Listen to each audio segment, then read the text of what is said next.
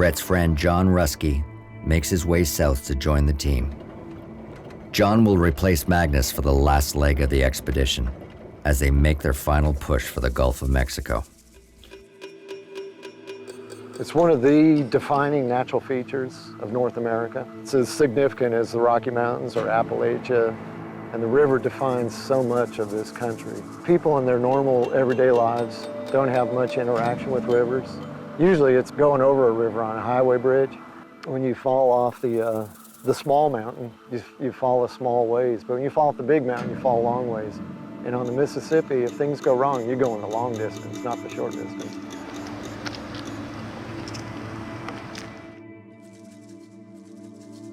I feel a lot of confidence in Brett. I trust his experience beyond his years. Of course, I know that between Baton Rouge and New Orleans is, to me, the most dangerous part of the river. So you're riding the back of the dragon. I'm anxious to get to the Gulf of Mexico. Just anxious to get to the end and complete the journey.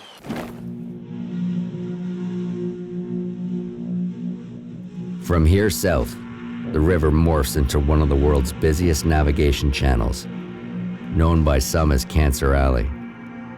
Safe passage here is far from guaranteed.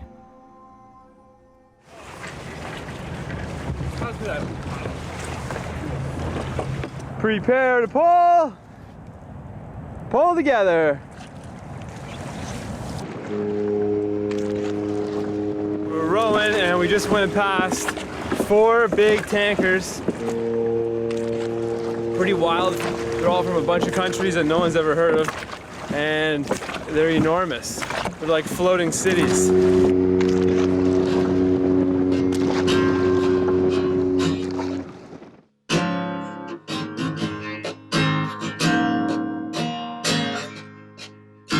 Progress remains steady, but finding a campsite in this industrialized landscape is nearly impossible.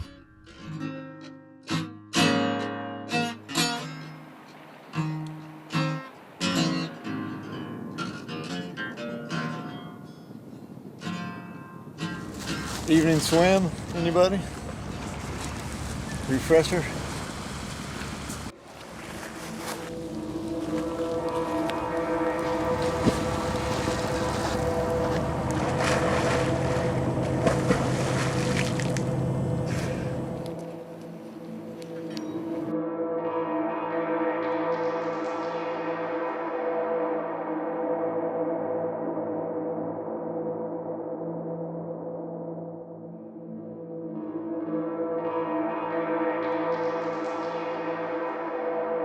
Yesterday we're rowing down and we're trying to find a place to camp, and there was a discharge, little pool, and I turned the boat in, and there, beautiful pelican hanging from fishing line, upside down.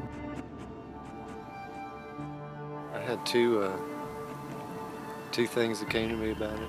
It was incredibly grotesque and disturbing to see that. But it was very beautiful at the same time. You know, the way it was strung up like this, and its head was hanging down. But just the shape of the wings and the way the head was laying down. It was a beautiful shape too at the same time. There's no bird that flies like the pelican, and to see one just hanging from a tree was so heartbreaking. And it just really symbolizes what this landscape is like. It's, you know, it's the human machine versus nature.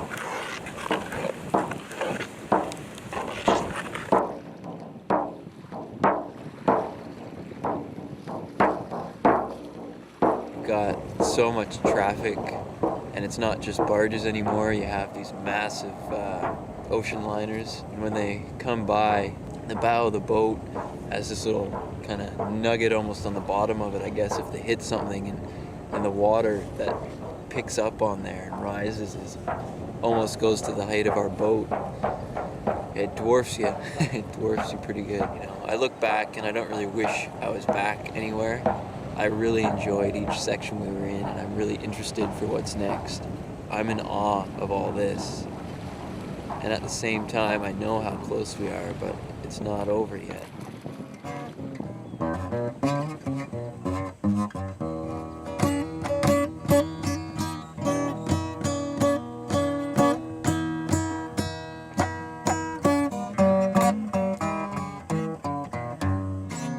Back on the river, the team expects to reach New Orleans by nightfall.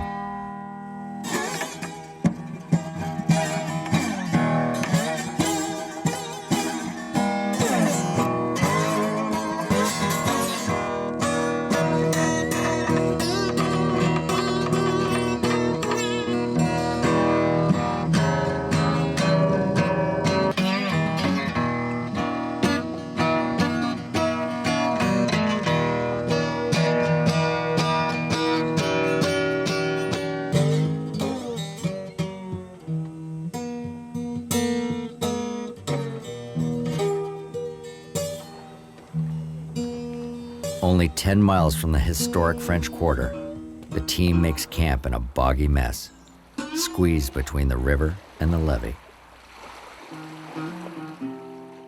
New Orleans is notorious for its love-hate relationship with the Mississippi River. The levees protect and at the same time make the city that much more vulnerable to disaster. Right over here is a hospital. The levee's right on the other side.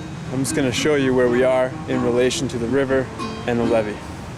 So it's just so crazy that the river is higher than the city.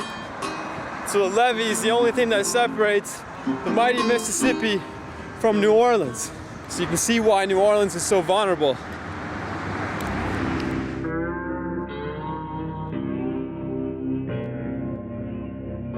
In 2005, Hurricane Katrina and the subsequent failure of the levees laid havoc on the Gulf Coast, causing $80 billion in property damage and the loss of over 1,800 lives. A chapter in American history, still visible years after the disaster. Everyone's felt sick at some point today. I felt sick this morning when the winds changed. Everything from here up to where we were camped was blowing right in our faces. I feel a little nauseated about going swimming right now.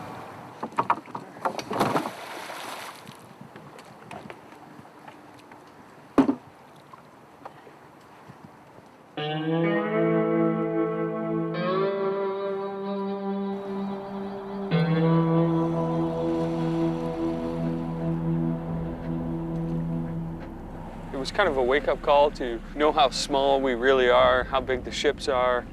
I was nervous the whole time coming through that ship traffic. I'm looking forward to the end of the expedition, but no, I'm not really looking forward to going home.